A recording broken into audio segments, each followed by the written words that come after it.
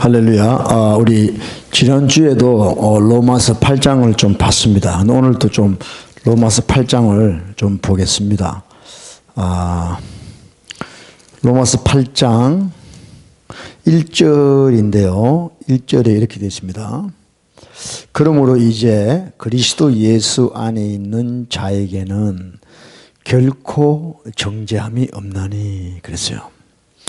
로마서 8장 1절이 참 중요한 절입니다. 이 말씀을 우리가 어떻게 이해하느냐에 따라 가지고 그 이후에 있는 말씀들을 우리가 오해할 수도 있고 또 잘 이해할 수도 있습니다. 이해하느냐 오해하느냐, 이게 로마서 1장의 말씀에 달려 있다고 해도 과언이 아닙니다. 근데 요즘 여러분도 아시겠지만 그 한국에서 지금 엄청난 일들이 일어나고 있어요. 그 문재인 정권이 이제 들어온 지가 2년이 됐는데 엄청난 일들이 지금 생기고 있습니다. 특별히 그 사법부에 헌법재판소라든가 그런 여러 가지 사법기관들이 지금 사람들이 엄청나게 바뀌었습니다. 좌파 쪽의 사람들로 바뀌었어요.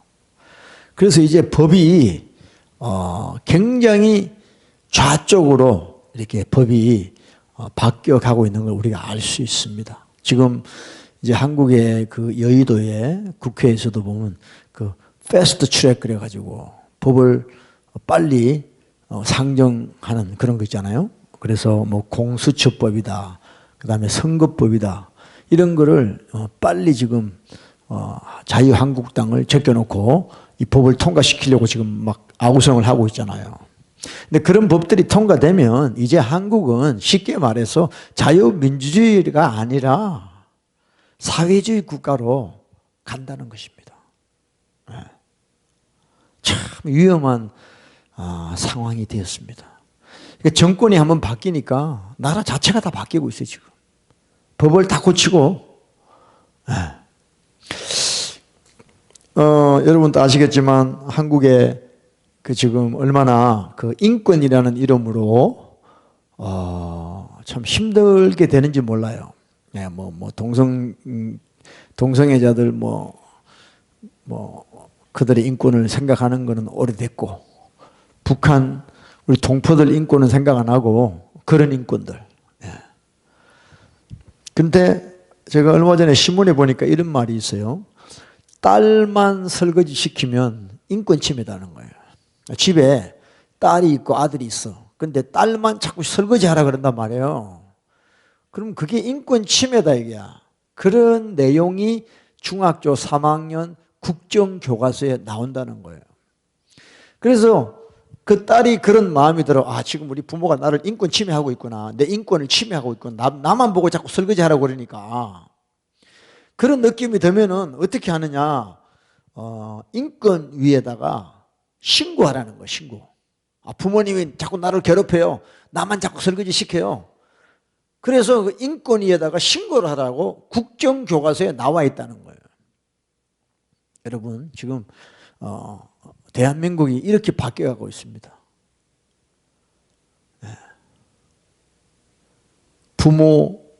부모의 말, 부모의 훈계, 부모의 그런 자녀를 향한 그런 거에 대해서 이제 나라가 중간에서 가로막아서 부모와 자식 간의 관계를 다 브레이크하고 있다는 거죠. 여러분 구약의 제일 마지막 장 마지막 절의 말씀이 뭔지 아세요? 말라기 4장 6절인가 그렇죠? 마지막에는 아비의 마음을 자녀에게로 자녀의 마음을 아비에게로 돌리는 것이 하나님의 뜻이라는 거예요. 그렇지 않으면 내가 이 땅에 저주를 내리겠다 그랬어요. 그래서 이 가정이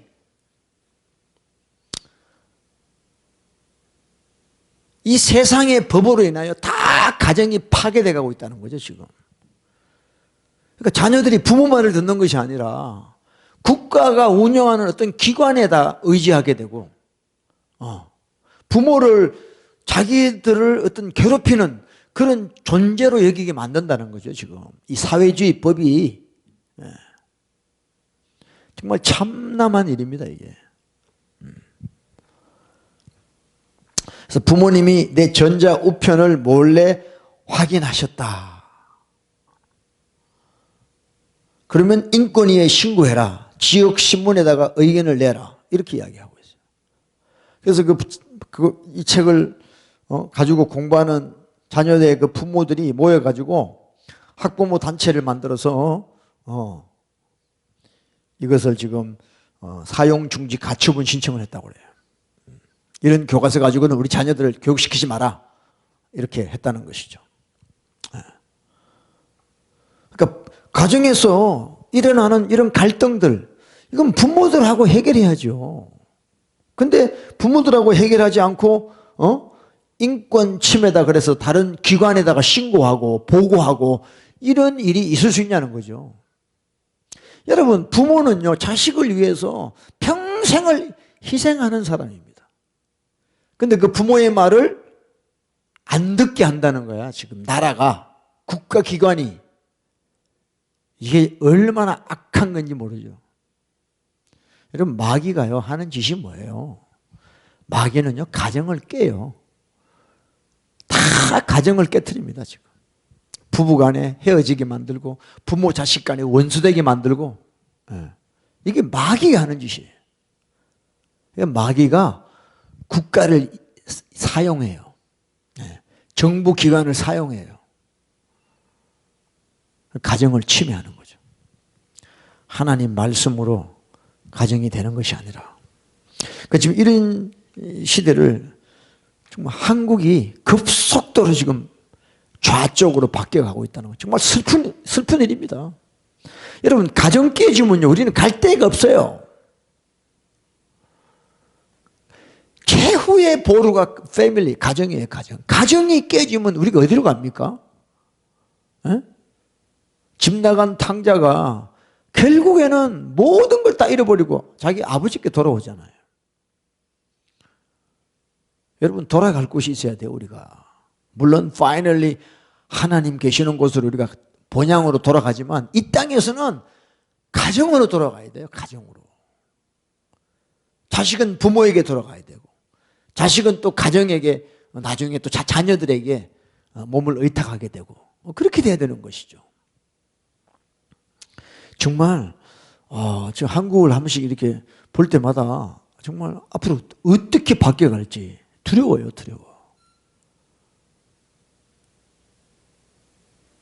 지금 미국도 이제 내년에 또 선거하지 않습니까? 대통령 선거. 그래서 뭐 지금 민주당, 이 좌파 정권이 지금 트럼프 대통령을 이기려고 온갖 술책을 다 하고 있습니다, 지금. 모든 사람에게 건강보험을 주겠다. 뭐 이런 식으로. 돈이 어디 있습니까? 그렇게 할 돈이. 그러니까 민주당이 하는 정책들을 보면요, 전부 가정을 깨는 거예요. 국가에서 책임지겠다는 거예요. 빅 가버먼트, 큰 정부. 이게 민주당이 하는 거예요. 좌파 정권이 하는 거예요. 근데 우파, 공화당이나 우파 정권은 그렇지 않아요. 스몰 가버먼트, 작은 정부를 내세우는 거예요. 그리고 너희 자유다. 너희가 열심히 해서 잘 살든지 뭐 아니면 못 살든지 그건 너희의 자유다. 이거예요. 그게 하나님의 뜻이에요. 국가가 우리 모두를 책임지는 게 아니에요. 그건 공산주의입니다. 공산주의. 여러분, 공산주의 해가지고 잘된 나라가 어디 있습니까? 백성들이 다 굶어 죽고 가난하고 그렇게 사는 거죠. 독재자만 먹고 사는 거죠.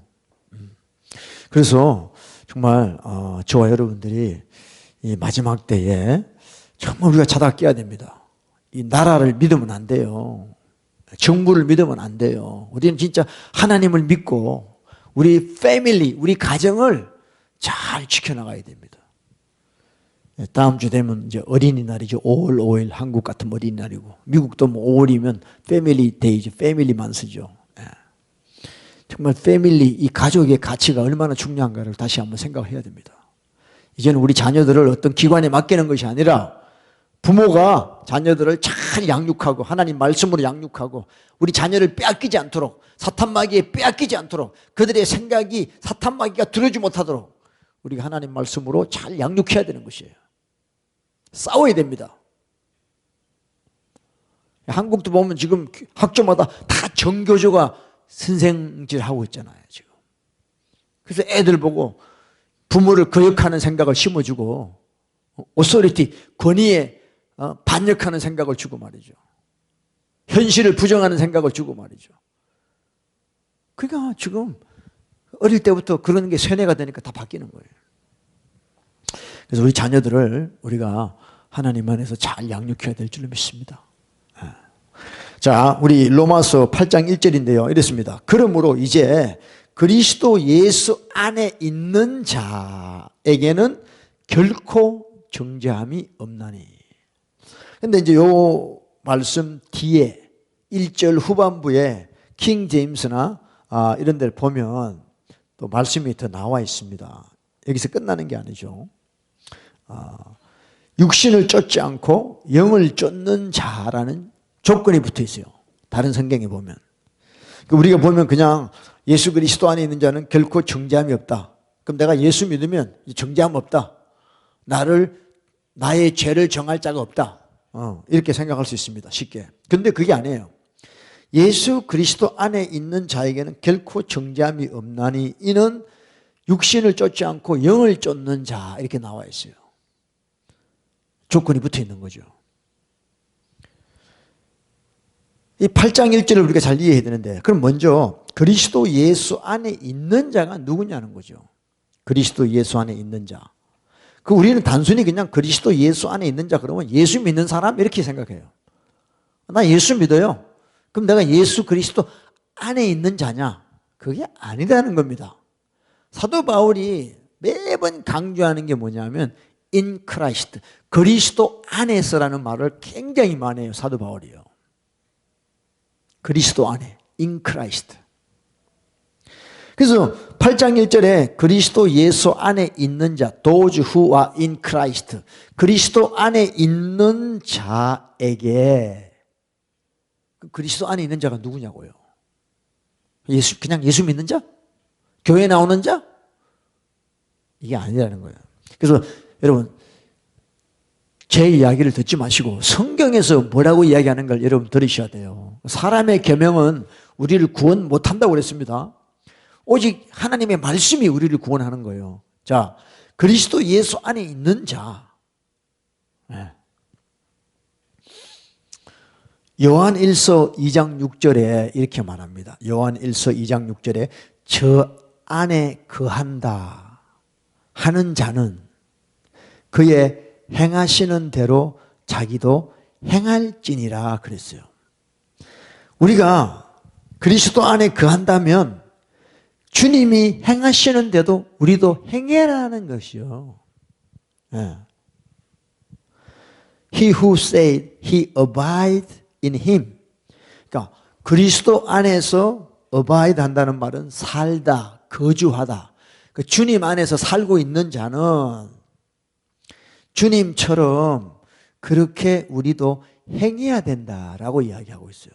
그러면 여기서 8장 1절에서 그리스도 예수 안에 있는 자라는 게 누구냐면 그리스도의 말씀처럼 행하고 살아가는 자를 이야기하는 거예요.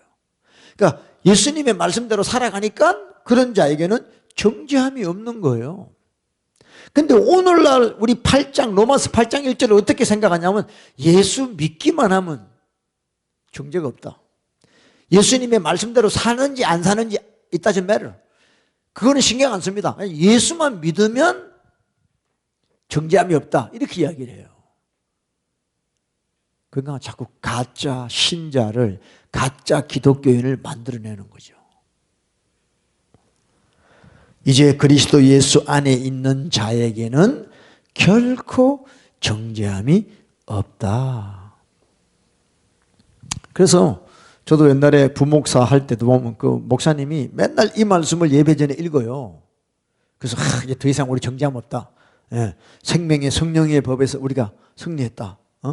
생명의 성령의 법이 우리를 해방했다. 이렇게 이야기하면서 예배를 시작하더라고요. 사람들이 예수 그리스도 안에 있다는 뜻을 제대로 몰라요.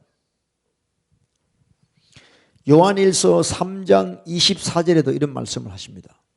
그의 계명을 지키는 자는 주 안에 거하고, Now he who keeps his commandment abides in him. 그러니까 주님의 계명을 지키는 자가 주 안에 사는 자다고 이야기하고 있어요. 주는 저 안에 거하시나니 그랬어요. 그래서 in Christ, 그리스도 안에 있다는 말이 뭐냐면 그분의 계명대로 살고 있는 자다는 뜻이에요. 주님의 계명대로 살고 있으니까 정죄함이 없는 것이죠. 여러분 기억해야 됩니다. 요한복음 15장 10절에도 이렇게 말씀합니다.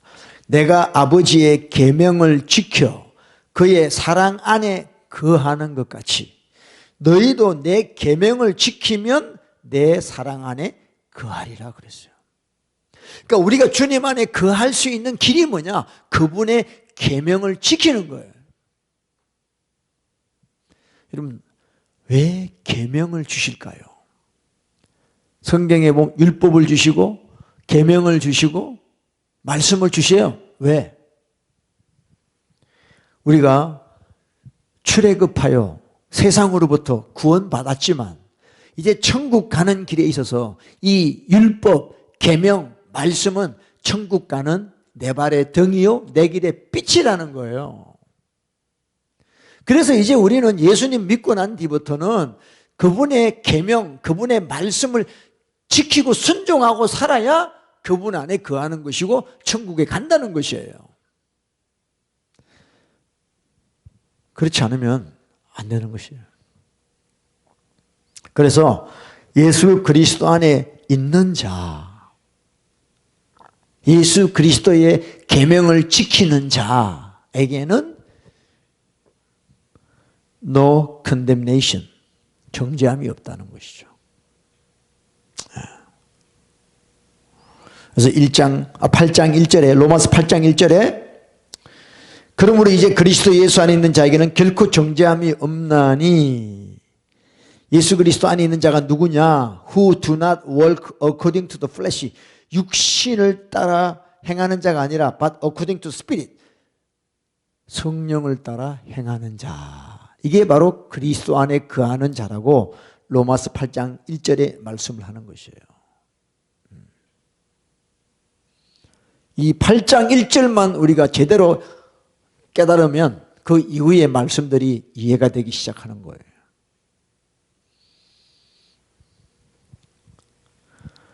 할렐루야. 8장 2절 보세요. 2절. 이는 그리스도 예수 안에 있는 생명의 성령의 법이 그랬어요. 그러니까 우리가 그리스도 안에 있으니까 그분의 계명을 지키고 살아가니까 그리스도 안에 있는 생명의 성령의 법이 우리를 주장하시는 거예요. 성령의 법이, 그 성령의 법이란 것은 생명의 법인데 성령이 오셔서 우리에게 생명을 주시는데 그 생명, 그 성령의 법이 죄와 사망의 법에서 우리를 해방하시는 거예요. 많은 사람들이요, 죄와 사망의 법이 율법이라고 착각을 합니다. 아닙니다. 죄와 사망의 법이라는 건 뭐냐면 우리가 말씀을 지키지 못할 때 임하는 법이에요. 정죄한다 이 말이야. 죄, 사망의 법이 우리를 점령한다는 거예요. 왜냐? 우리가 주님의 계명을 지키지 않기 때문에. 그러나 우리가 주님의 계명을 지키고 주님 안에 계속해서 살고 있으면 그 안에 있는 생명, 성령의 법이 우리를 지킨다는 거죠. 우리를 해방시킨다는 것이죠. 그래서 여러분, 예수 믿는 거는 딴 게 아니에요. 그냥 관념적으로 예수 믿습니다가 아니고 그분이 하신 말씀대로 살아가는 것이 예수 믿는 것이에요. 이걸 놓치면은 우리 아무것도 안 돼요. 할렐루야. 우리 제대로 믿어야 됩니다. 여러분들 제대로 믿어야 됩니다. 제대로. 믿음의 결국이 뭐냐? The end of our faith. 영원 구원. 믿음이 있다고 했죠. 여러분 믿음의 끝까지 끝까지 결국이 뭐냐면 우리 영혼이 구원되는 거예요. 천국 가는 거예요. 예. 그러니까 출애굽해서 세상으로부터 구원받은 걸로 끝나는 게 아니에요. 세상으로 구원받은 우리에게 이 주님이 말씀을 주셨어요. 계명을 주셨어요. 그 계명을 지키고 살아갈 때 우리는 아버지의 나라에 가는 것이에요. 그러니까 육신을 쫓은 사람들은 못 가는 거예요. 영을 쫓아 사는 자들이 가는 거예요. 이걸 꼭 기억하셔야 됩니다. 자, 계속 보겠습니다. 3절 보세요. 3절. 율법이 육신으로 말미암아 연약하여 할 수 없는 것. 우리가 율법을 지키지 못해요. 우리 힘으로는요. 왜? 육신이 있기 때문에. 이 육신이 늘 하나님의 뜻을 쫓는 것이 아니라 죄를 짓게 한다 이 말이죠. 율법이 육신으로 말미암아 연약할 수 없는 그것을 하나님은 하신다. 하나님의 영이 오시면 가능하다. 곧 죄를 인하여 자기 아들을 죄 있는 육신의 모양으로 보내어 육신의 죄를 정하시고 그랬어요. 첫째는 뭐냐면 하나님이 하시는데 첫째는 뭐냐면 하나님의 아들 예수 그리스도가 우리 같은 육신의 연약한 모양으로 오셔가지고 죄를 정하게 하셨다. 4절에 벌스 4의 4절에 육신을 쫓지 않고 그 영을 쫓아 행하는 우리에게 율법의 요구를 이루게 하십니다. 자, 이제는 우리가 육신을 쫓지 않고 영을 쫓아서 생명의 성령의 법을 쫓아서 우리가 살아가면 율법의 요구가 뭐죠? 율법의 요구를 이룬다고 그랬는데 율법의 요구가 뭐예요? 율법을 지키라는 거잖아요. 말씀을 지키라는 거잖아요. 그게 율법의 요구예요. 그 율법은 우리에게 요구하고 있습니다. 지키라고. 근데 많은 사람들은 그냥 예수만 믿으면 율법 요구가 다 된 줄 알아. 아니에요.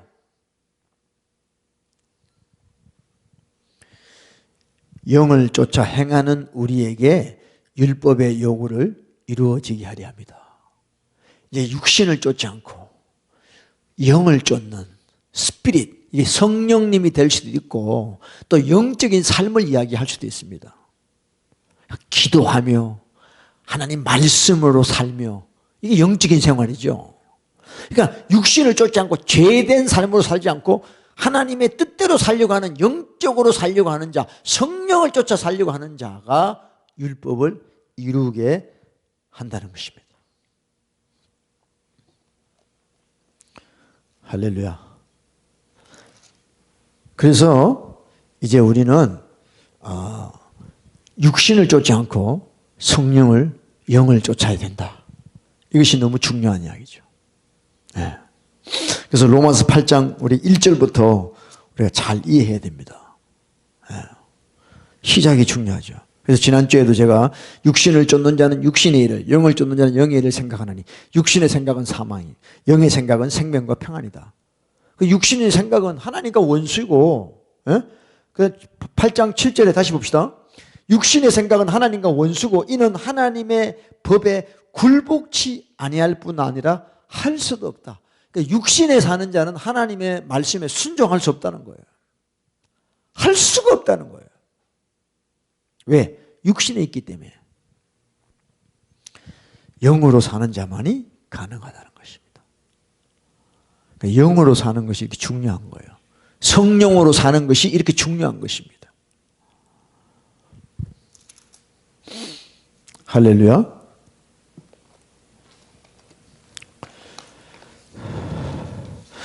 근데 보세요. 갈라디아서 5장을 봐야 됩니다. 갈라디아서 5장. 만약에 우리가 영을 쫓지 않고 육신으로 살면 어떤 일이 생기나. 보세요. 갈라디아서 5장 16절부터 제가 볼게요. 내가 이르노니 너희는 성령을 쫓아 행하라. 여러분 사도 바울은요 믿음만 이야기하는 분이 아니에요. 우리에게 행하라, 행함을 되게 강조합니다. 사도 바울이요.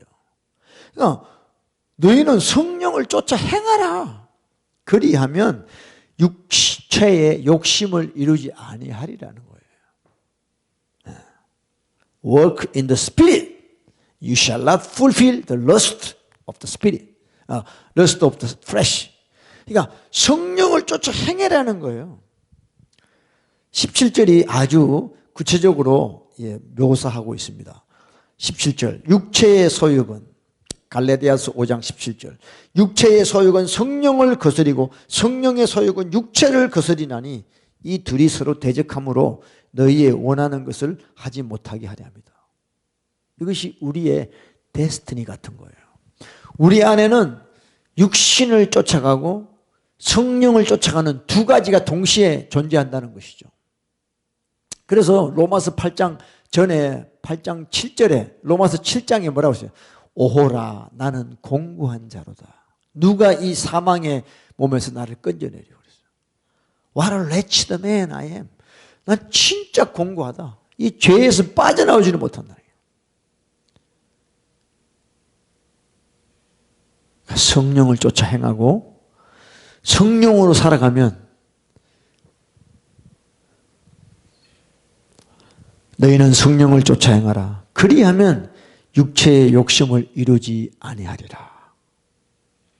18절에도 너희가 만일 성령의 인도하시는 바가 되면 율법 아래 있지 아니하리라. 그러니까 성령의 인도를 받는 자, 하나님의 계명을 쫓아가는 자, 이런 자는 율법에 뭐예요? 율법 지키지 않으면 오는 죄와 사망의 법에 있지 않다는 거예요, 우리는요. 근데 그 육체의 일이 뭐냐? 19절부터 나오죠. 육신의 일, 육체의 일은 현저하니 음행, 더러운 것, 호색, 우상숭배, 술수, 원수 맺는 것, 분쟁, 시기, 분냄, 당 짓는 것, 불리함과 이단, 투기, 술 취하고 방탕하고 또 그와 같은 것들이라.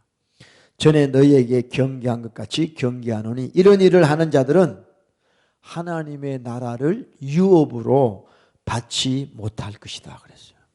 놀라운 말씀입니다. 예수 믿어. 근데 육체대로만 살아. 육신으로 살아. 영으로 살지 않고 육신으로 살아. 그런 사람에게는 구원이 없다. 천국 못 간다. 무서운 말씀입니다. 언제 여러분 사도 바울이 믿기만 하면 된다고 그랬어요. 이신칭의, 믿음은 어렵다. 그것만 이야기한 게 아니에요. 믿는 게 뭐냐? 그리스도 안에 있는 게 뭐냐? 바로 하나님의 뜻대로 성령을 쫓아 살아가는 거예요. 그렇지 않으면 육신대로 살면 하나님 나라를 유업으로 받지 못한다 그랬어요. 여러분, 예수 믿으면 뭐해? 교회 나오면 뭐해? 하나님의 나라를 유업으로 받지 못하는데 하나님 나라, the kingdom of heaven, 천국을 못 가는데 무슨 의미가 있냐고. 닭 쫓던 게 지붕 쳐다보는 거죠. 열심히 쫓아갔던데 닭이 지붕으로 올라가 버렸어. 어떻게? 그리스도 예수의 사람은 육체와 함께 그 정과 욕심을 십자가에 못 박았느니라. 만일 우리가 성령으로 살면 또한 성령으로 행할지니, 행해라는 거예요. 성령으로 살아라. 그렇게 바울은 우리에게 이야기하고 있습니다. 그래서 로마서 8장을 우리가 제대로 이해하는 것이 참 중요한 거예요. 그러므로 그리스도 예수 안에 있는 자에게는 정죄함이 없나니. 그리스도 예수 안에 있는 자가 누구냐? 육신으로 살아가는 자가 아니라 성령으로 살아가는 자다 이 말이죠. 그러면 생명의 성령의 법이 우리가 지키지 않을 때 우리에게 오는 죄와 사망의 법에서 우리를 해방시키는 거죠. 할렐루야.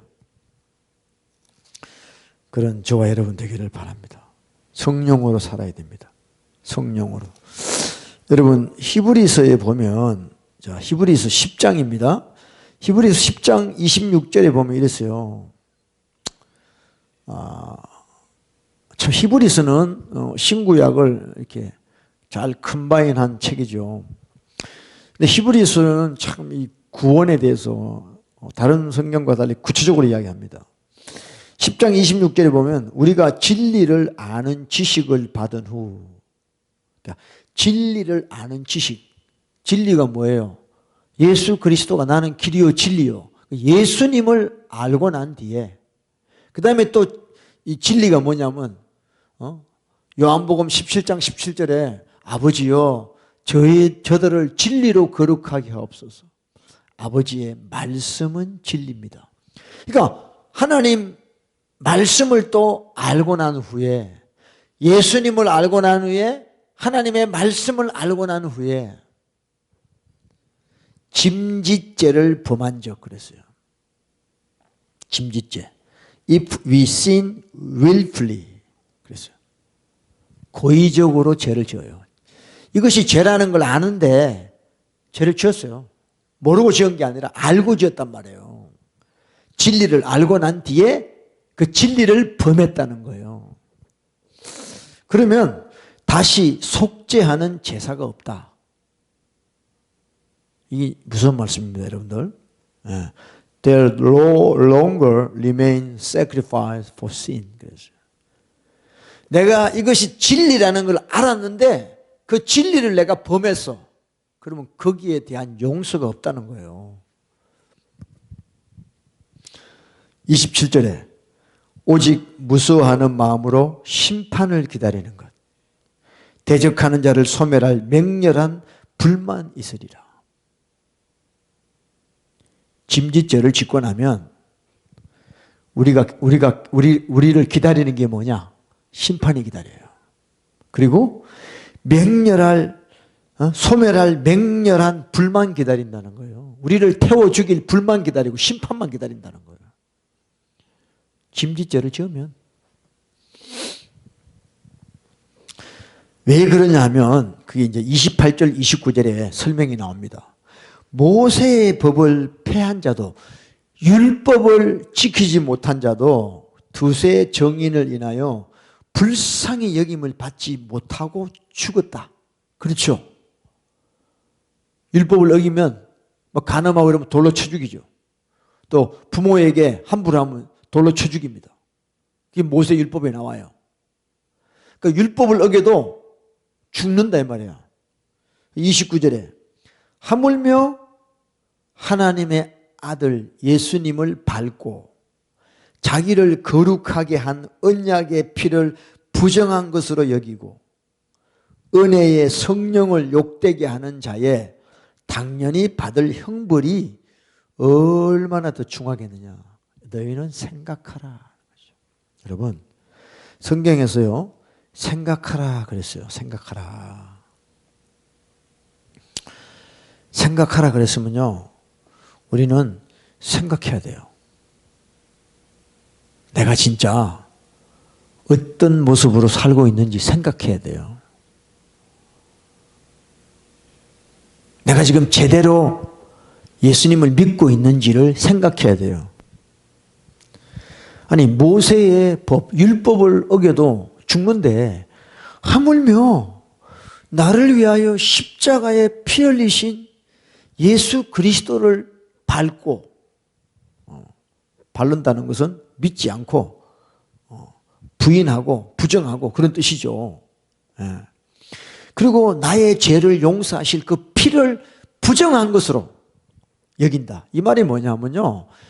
우리는 예수님의 피를 어떻게 생각하냐면 요즘 기독교인들은요.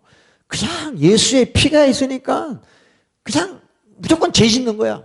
죄 짓고는 또 피 바르고 죄 짓고는 피 바르고 이것을 부정하게 여긴다는 뜻이에요. 죄 잘 짓습니다. 요즘 기독교인들 죄 잘 지어. 그 무슨 배짱으로 죄 짓냐? 예수의 피가 있잖아. 피. 그럼 죄를 또 져요. 그게 뭐냐? 예수님의 피를 욕되게 하는 거예요. 부정하게 여기는 거예요. 그 피를 아주 가볍게 여기는 거죠. 여러분 우리가 진짜 예수님이 십자가에 몸을 찢으시고 피 흘린 걸 우리가 알면 그 내 죄 때문에 그렇게 예수님이 몸을 찢으시고 피 흘리신 걸 알면 우린 다시 죄를 지을 수가 없어요.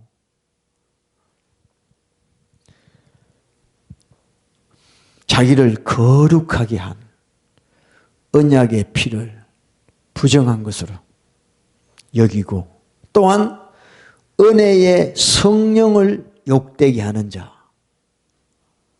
은혜의 성령을 욕되게 하는 자. 성령님이 하는 일들을 다 2단 3단 그러고 부정하게 여기고 욕되게 하고 성령의 사람을 비방하고 정죄하고 이런 자들, 육신이 아니라 성령으로 살려고 하는 자들, 주님의 계명을 따라 살아가려고 하는 자들, 그런 자들을 비방하는 자들이 받을 형벌이 얼마나 더 중하겠느냐. 천국 못 간다는 겁니다, 여러분들.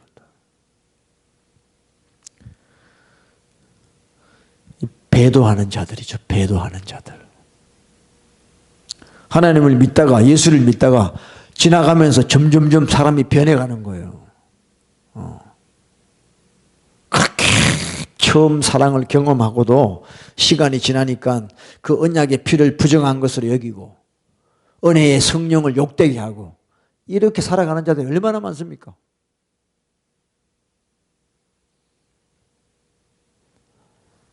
(30절에) 원수 갚는 것이 내게 있으니 내가 갚으리라 하시고 또다시 주께서 그 백성을 심판하리라 말씀하신 것을 우리가 안다. 주님은 자기 백성을 심판하신다고 성경에 기록하고 있습니다. 그러니까 짐짓죄를 짓는 사람들은 무서운 마음으로 심판을 기다리는 거예요. 그리고 소멸할 맹렬한 불만 남아있는 거예요. 심판하세요, 심판. 31절에 살아계신 하나님의 손에 빠져들어가는 것이 무서울진저 그랬어요. 여러분, 우리가 하나님 예수 믿고, 하나님 믿고 예수 믿고 은혜 받고 축복받고 너무 좋지요. 그게 뭐냐? 계속 하나님의 손에 빠져들어가고 있습니다, 지금. 아, 하나님 너무 좋아요. 예배 드릴 때 은혜 주시고 너무 좋아요. 기쁘고요. 그것만 바라보면 안 된다는 것이에요. 기쁘고 은혜 받고 와 동시에 우리는 하나님의 계명을 따라 살아야 되는 거예요. 내게 어려움이 오고 불이익이 올지라도 끝까지 주님의 뜻대로 우리는 살아야 되는 거예요. 하나님의 손에 빠져 들어가는 것이 뭐라 그랬습니까? 무섭다는 거예요. 무서울진저. 우리는 자꾸 내 기쁜 거, 내 좋은 것만 취하려고 그러죠. 아니에요. 그래서 여러분, 우리가 예수 믿고 하나님의 뜻대로 순종하며 살아간다는 것이 쉬운 게 아니에요. 우리가 하나님의 말씀에 순종할 때마다 어떤 일이 생기냐 하면 어려움이 온다는 거예요. 순종해야 천국 가는데 내가 순종할 때마다 어려움이 온다는 거예요. 순종이 쉬운 게 아니라는 거예요, 지금. 하나님 말씀에. 우리가 순종할 때 사람들이 박수 쳐주고 잘한다 잘한다 이게 아니라 도리어 핍박, 환난, 고통, 고난, 어려움이 온다는 거예요. 이걸 알아라는 거예요. 이걸 모르니까 조금만 어려움이 오면 다 배교하는 거예요. 하나님 떠나면서 지 좋은 것만 해. 그러면서 예수 믿는다는 거죠. 그래서 32절입니다. 히브리서 10장 32절. 전날에 너희가 빛을 받은 후에 그랬어요. 정말 우리 같은 새카만 죄인에게 예수 그리스도의 빛이 우리에게 임했습니다. 생명의 빛이 임했습니다. 주님을 만났습니다. 주님의 은혜를 입었습니다. 구원을 받았습니다. 그 후에 고난의 큰 싸움에 참은 것을 생각하라 그랬어요. 주님의 빛을 경험하고 난 뒤에, 예수님을 만나고 난 뒤에 계속 좋은 일만 있는 게 아니라 뭐가 오느냐? 고난이 온다. 고난의 큰 싸움이 있다. 그걸 참아라. 33절에도 혹 비방과 환난으로서 사람에게 구경거리가 되고. 예. 여러분, 사람에게 구경거리가 된대요. 얼마나 창피스러운 일입니까? 이런 환경에 있는 자들과 사귀는 자 되었으니, 예. 비방과 환난을 받고 사람에게 구경거리가 된 자들과 함께 한다 이 말이에요. 응? 그 다음에 34절에 너희가 갇힌 자를 동정하고 너희 산업을 빼앗기는 것도 기쁘게 당한 것은 더 낫고 영구한 산업이 있는 줄 알미라. 그래서 여러분, 초대교회는요, 예수 믿는다는 자체가 바로 고난이야, 고난. 미국에서 지금 오늘 이 시대에 예수 믿는 것은 그냥 좋은 거야. 내가 기분 좋고 복 받고 돈 벌고 뭐 잘 되고. 초대교회는요, 상상을 못하는 일이에요. 오늘같이 예수 믿는 사람들 보면요, 초대교회인들 보면 나자빠질 거예요. 초대교회인들은요, 오직 천국에 있을 그 축복을 바라보고 살았던 것이에요. 이 땅의 축복이 아니라 오직 천국에 갈 축복, 그것만 보고 이 땅에는 온통 고난, 핍박, 환난, 그거밖에 없었어요. 그것이 예수 믿는 거라고 생각했습니다. 여러분, 지금 이집트에 가면 알죠? 여러분 아시는 분들 콥틱 기독교라고 있잖아요. 예. 콥틱 기독교인이 있어요. 그 사람들은 지금 이집트가 90%가 이제 이슬람이고 한 10%도 안 되는 숫자가 이제 기독교인인데, 그 기독교인들이 신앙을 지키기 위해서 그렇게 이슬람들한테 핍박을 받으면서도 살아왔어요. 근데 이슬람 지도자가 그 기독교 지도자를 불러놓고 너희가 진짜 너희 신앙을 지키고 싶냐? 그러면 그 카이로 주변에 그 쓰레기 나오는 쓰레기장에서 쓰레기를 분리수거해라. 그러면 너희들의 신앙을 허락하겠다. 그래서 그걸 억셉트 해가지고요. 그 콥틱 그 기독교인들은 지금 이집트에서 쓰레기 분리 처리하는 그런 직업으로 그들의 신앙을 지키며 살아가고 있어요. 지금 이집트에서. 그래서 일주일 동안 쓰레기만 치우는 거죠, 그 사람들은. 그러니까 옷이 얼마나 더럽겠어요, 냄새나고. 근데 주일만 되면 최고로 좋은 옷을 입고 하나님을 예배한다는 거예요. 그 동굴에 있는 교회에 가서 자기 신앙을 지키기 위해서 쓰레기 분리수거하는 그걸 해도 감사하면서 그렇게 살아간다는 겁니다. 그러니까 여러분, 이집트에서 예수 믿는 거는요, 고난이에요, 고난. 환난이에요, 환난. 예수 믿는다는 자체가.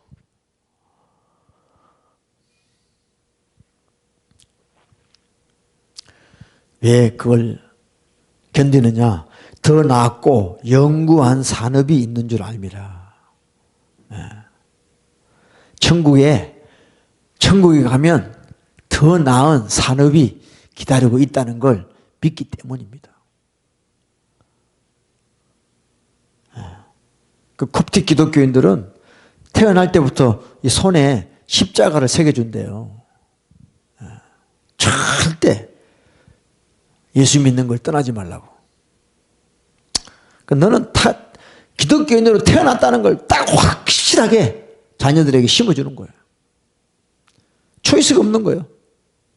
예수 믿는 거예요. 아직. 여러분, 우리 예수 믿는 거 정말 쉽게 생각하면 안 됩니다. 우리가 얼마나 지금 이 자본주의 국가에서 예수 믿는 것이 얼마나 우리가 미혹되어서 만몬에 미혹되고 세상에 미혹되어서 살아가는지 우리가 몰라요. 진짜 블레싱이 뭐냐? 환난 핍박이 와도 견뎌내면서 믿음을 지키는 것이 최고의 복이에요. 그게. 세상에 편성해서 살아가는 것이 아니라. 할렐루야. 앞으로 이제 어려움들이 올 겁니다. 창세기가 예언의 책이죠. 뭐 계시록만 예언이 아니라 창세기도 예언의 책입니다. 레벌레이션이에요. 그것도 7년, 흉년, 7년, 풍년이 오잖아요. 보통 사람들이 풍년 때는요 몰라요. 그냥 막 돈 쓰고 잘 먹고 잘 살아요. 흉년이 오면 이제 진짜 자기 실력이 나오는 거죠. 믿음이 있는가 없는가. 풍년 때는 몰라요. 자기가 다 믿음이 있다고 생각해요. 하나님께 블레싱을 받았다고 생각해요. 근데 흉년이 되면 진가가 드러나죠. 나라가 온 백성들의 돈을 다 끌어모으고 재산을 다 몰수하고, 왜? 밥을 주니까. 온 백성들을 바로의 종으로 삼잖아요. 백성들이 와서 그냥 이야기해. 우리를 당신의 종으로, 노예로 삼아주시고 우리 밥 좀 주세요. 그게 공산국가죠. 그럴 때가 옵니다. 계시록에 나와 있어요. 그럴 때 여러분 과연 우리 신앙을 지킬 수 있냐는 거죠. 지금 배부르고 등 따시니까 교회 나가서 뭐 장로 되고 권사 되고 그게 뭐 좋은 신앙 같지요. 천만의 말씀. 신학교 가서 신학 공부하고 졸업해서 목사 안수 받고 뭐 큰 교회에서 목회하고 뭐 이게 이거는 우리 신앙이 아직도 체크되는 게 아닙니다.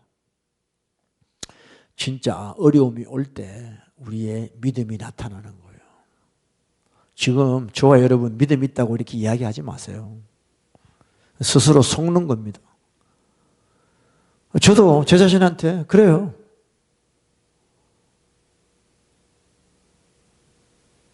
우리가 일제시대 때 신사참배 이야기 많이 합니다.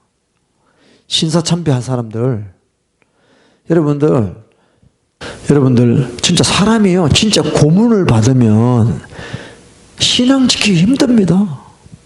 몸이 아픈데 어떡할 거야? 차라리 죽이지. 안 죽여. 죽이면 순교라도 하지만 안 죽이고 계속 고문해봐요. 고문. 너무 괴로워서요 예수님 부인합니다. 그게 우리 연약함이에요. 신사참배했다고 우리가 이렇게 비난하고 판단하지만 막상 우리가 그 자리에 있었다면 여러분들이 예수님을 부인 안 하고 끝까지 믿음을 지켰겠냐는 거죠. 지금 돈 좀 손해봐도요 예수님 팔아먹는 세상인데 내 몸에 학대하고 고문을 해봐. 여러분 정말 예수님 안 버리겠어요? 우리가 믿음 있다고 자랑할 게 아니라는 거죠. 우리는 인내해야 됩니다. 그리고 훈련돼야 됩니다. 어떠한 상황에서도 내가 내 믿음을 지킬 수 있느냐. 자꾸 훈련해야 되는 것이에요.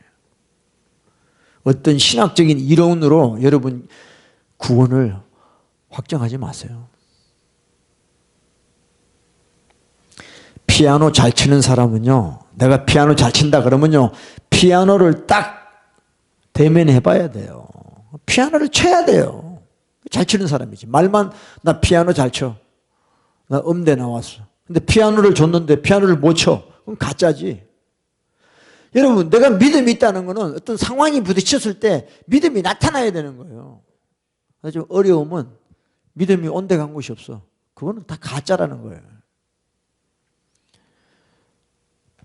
그래서 37절에 보면, 히브리서 10장 30절에 보면 잠시 잠깐 후면 오실 리가 오시리니 지체하지 아니하리라. 그 잠시 잠깐이라는 말을 왜 이 히브리서 기자가 쓰겠습니까? 너희 지금 고난 가운데 있지만 조금만 기다려라.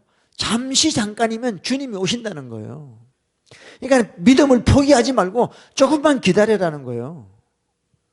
오실 리가 오시리니 지체하지 아니하시리라 그랬어요. 여러분, 주님 오십니다. 곧 오십니다. 이걸 믿으셔야 돼요. 오직 나의 의인은 믿음으로 말미암아 살리라. 뒤로 물러가면 내 마음이 저를 기뻐하지 아니하리라. 그러니까 여러분 어떤 상황이 왔을 때 뒤로 물러가는 거, 드로우백, 백슬라이딩, 물러나는 거죠. 막 두려워서. 그러니까 믿음을 저버리는 사람, 이런 사람을 하나님이 기뻐하지 아니하신다. 어떤 상황이 부닥쳐도 우리는 우리 믿음을 지켜야 된다는 것이죠. 그러니까 의인이 누구예요? 의인은 믿음으로 말미암아 살리라. 행하는 거예요. 믿음을 보이는 거예요. 내가 하나님 말씀을 안다. 그럼 말씀으로 행하는 거예요. 성령으로 사는 거예요. 이것이 믿음으로 사는 거예요. 39절에도 우리는 뒤로 물러가 침륜에 빠질 자가 아니다. 우리 의인, 믿음으로 사는 의인들은 뒤로 물러가서 침륜에, 지옥, 멸망으로 빠지는 자가 아니야. 오직 영혼을 구원함에 이르는 믿음을 가진 것이다. 믿음의 결국이 뭐예요? 영혼 구원이잖아요. 그러면 내가 영혼을 구원하는 그 믿음의 결국, 믿음의 끝이 뭐냐? 내가 천국 가는 것이에요. 그때까지 가는 것이에요. 할렐루야. 여러분, 우리는 어떤 고난이 와도 우리 신앙을 지켜야 됩니다. 믿음을 지켜야 됩니다. 예. 그래서 우리는 우리 삶에 죄를 허용하면 안 됩니다. 짐짓죄를 지으면 안 됩니다.